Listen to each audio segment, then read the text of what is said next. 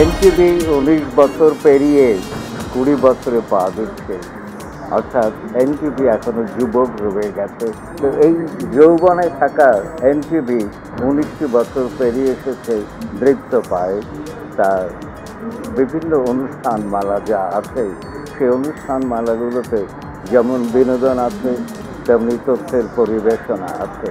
আমি আশা করব বিনোদন এবং তথ্যের পরিবেশনা মিলিয়ে বিগত 19 বছর যে গৌরব অর্জন করেছে এনটিভি, মানুষের কাছাকাছি পৌঁছেছে, সেই গৌরবকে আগামীতেও ধরে রাখবে এবং সেই শুভেচ্ছা দিয়ে শেষ করছে। এবং জন্মদিনে বলছি তাকে, জন্মদিনে বলতে এলাম শুভ তোমার জয়ন্তী।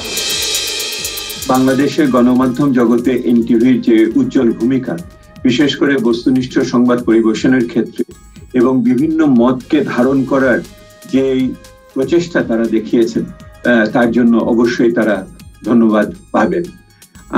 আগামী দিনের যে প্রয়োজনটা এনটিভির কাছে থাকবে সেটা হলো বাংলাদেশে গণতান্ত্রিক উত্তরণে, মানবাধিকার প্রতিষ্ঠায় এবং উন্নয়নশীল দেশ হিসেবে তার যে সমস্ত প্রয়োজন সেগুলি মেটানোর ক্ষেত্রে বড় ধরনের ভূমিকা রাখবে।